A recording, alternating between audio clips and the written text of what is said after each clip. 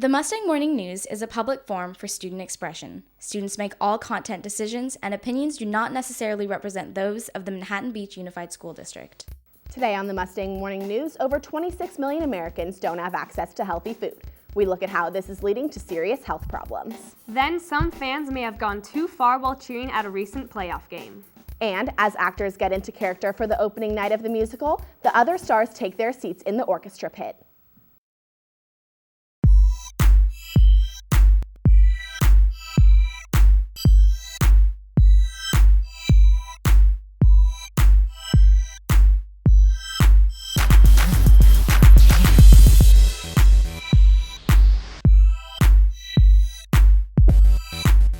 Good morning, Costa. Welcome to the Mustang Morning News. I'm Shauna Yates. And I'm Kit Shavers. Health and fitness are cornerstones of Southern California culture.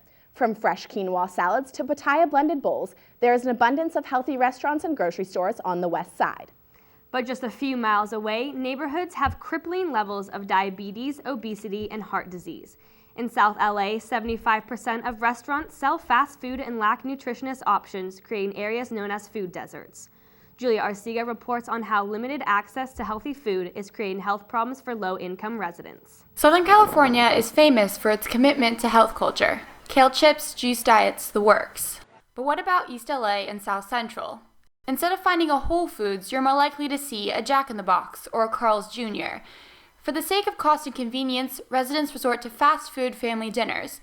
And with heart disease and diabetes being in the top 3 causes of death in both of these neighborhoods, the old saying holds true: you are what you eat. I think a lot of people don't even realize it. They don't realize what's happening to their bodies. They don't we have grade school kids having heart attacks in LA Unified. And you don't hear that on the news. You have type 2 diabetes, which is preventable diabetes. It's food related. So having that diet too often can lead to the heart disease, the high blood pressure, the high cholesterol, the diabetes. Just a few short miles from the ocean, SoCal experiences its own desert known for its lack of nourishment due to low access to fresh produce. These are food deserts, and they see the most health problems manifest. On every street corner, drive-through restaurants with high-calorie menus are seen just feet from residential neighborhoods and schools. When you live in a neighborhood that's considered a food desert, it's not only challenging, it's impossible to if you don't have access to the foods that are necessary for maintaining a healthy diet. Now we are eating a lot worse than previously because people took more care about what they ate than they do now. Now people work, and because of that, they would rather go to a fast food restaurant because when you're working, you don't have the time to prepare a healthy meal for yourself.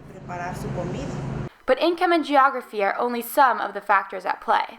In certain communities is a low or lack of awareness of general health issues as well as how food is linked to them, so how your dietary behavior can affect your health. So when you're looking at a food desert, a neighborhood that's considered a food desert and how it impacts health, there's so many other contributing factors than just the lack of healthy food. We're being occupied, terrorized in our own communities,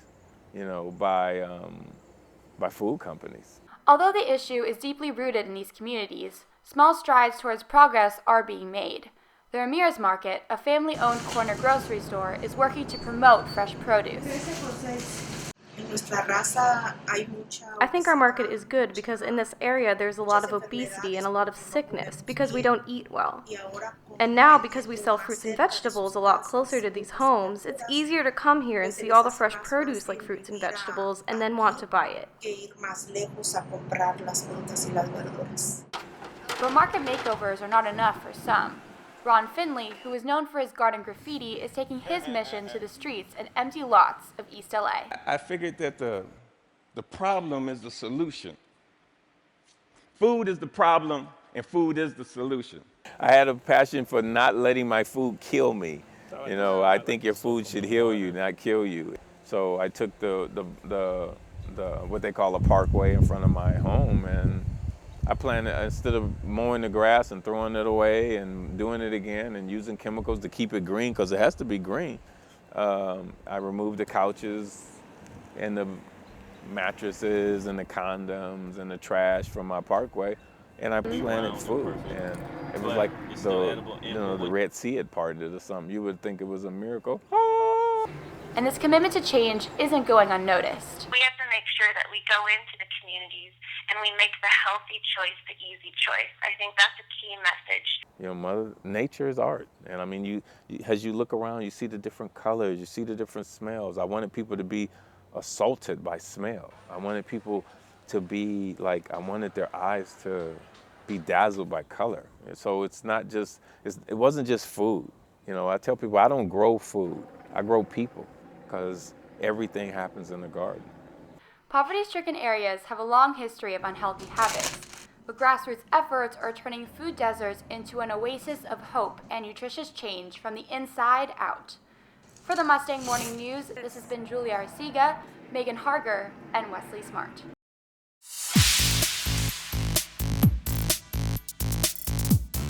Welcome to the Wednesday Sports Update. I'm Robert McMahon. Last Friday, the boys football team matched up against the Loyola Cubs. The Mustangs came out guns blazing when Sebastian Frank Love ran for a 75-yard touchdown on the second play of the game. The two teams remained close throughout the first half as the Mustangs went into halftime down just 4. But the second half was a different story as turnovers cost the Mustangs. Loyola converted 3 of Costa's turnovers into 21 points as the Cubs went on to win 49-29. The Mustangs will look to come back strong in their next game at Newport Harbor. Last night, the girls basketball team took on Redondo at home. The Mustangs ended up on top, winning 40-35.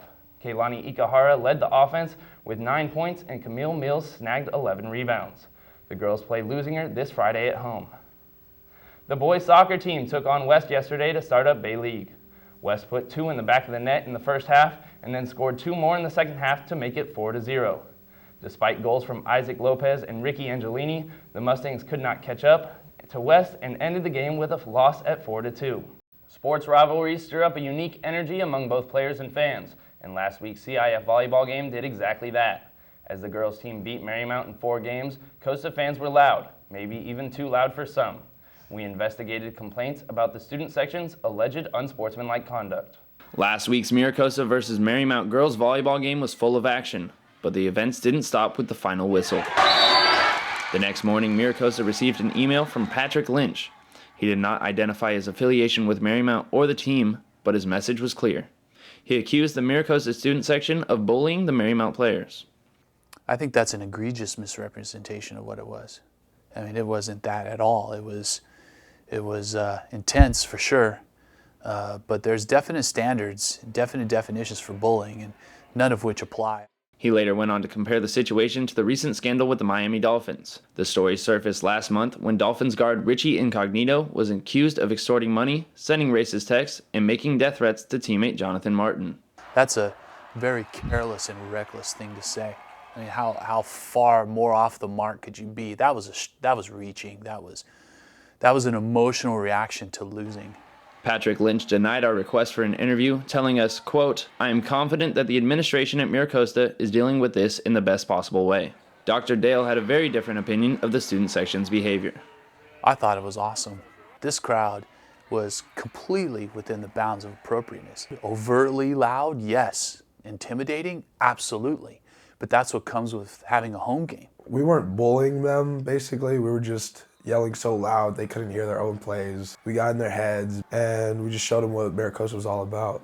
Marymount volleyball players were also told by their coach not to interview with us. Principal Ben Dale responded to the email by assessing each of Mr. Lynch's complaints and has said he does not plan to change anything for next time. For the Mustang Morning News, this has been Robert McMahon and Matt Stern. Throughout the week, students have been campaigning for ASB elections. The 35 candidates are running for 3 different class officers per grade: president, vice president, and secretary-treasurer. The candidates hung up signs with clever slogans along with handing out t-shirts and candy. Some students promoted their campaign via social networking sites like Facebook and Instagram. Ballots will be handed out and voting will begin during second period today. The winners for all positions will be announced today at 3 p.m. Costa is working to reduce its carbon footprint with help from nonprofit organization Grades of Green. Last month, students sorted through lunchtime trash and found that 63% of Costa's lunchtime waste can be recycled.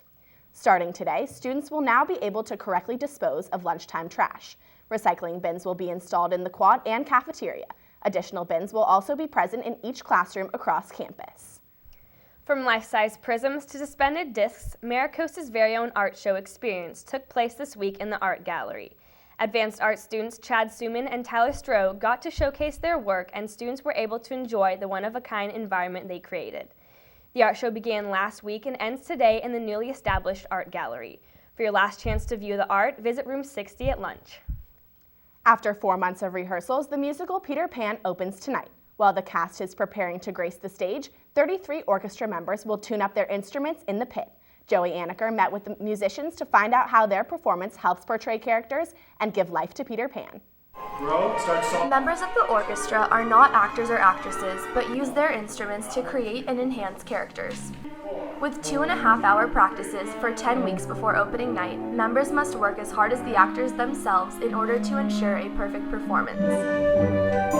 It's a pretty huge time commitment. I mean, this week is Hell Week, and we're working 3 to 10 every day after school, but it's all good fun. I just always wanted to be a part of the musicals, having like that hectic kind of music life. Specifically in Peter Pan, the pit must step it up a notch in order to create a character like never before. I think especially in this show, there's so many points where we're like playing in between dialogues, especially with like Peter Pan says something to Tink. Doing rehearsal without them is really hard because there's music behind us literally the whole time while we're saying our lines. Tinkerbell is not being portrayed by an actor on stage, but through senior Matthew Quo's keyboard, giving her character a musical voice and varied emotions. Of course, I have to like practice the written part and kind of like understand Tinkerbell's character because she's really sassy. It's very difficult because I just have to pretend like I'm talking to someone. Without the music from the pit, drama productions would not have the same liveliness and excitement that they are known for. Display her emotions in the way she's talking and kind of make her feel alive with like the rhythms that we play. I think the orchestra is like the biggest part because they make it like more magical. They are Tinkerbell, they are the magic and the story basically. Like you get to hear the new reactions of people in the audience, where a lot of times like you don't expect to have such huge like laughter or applause at a point, and it's really cool to like get that surprise. For the Mustang Morning News, this has been Joey Anaker and Alex Graves. Today's story on food deserts was part of a 4-part series on health and nutrition. Visit our website to watch the rest of the documentaries. For the Mustang Morning News, I'm Shauna Yates. And I'm Kit Chavers. Have a great weekend, Mustangs.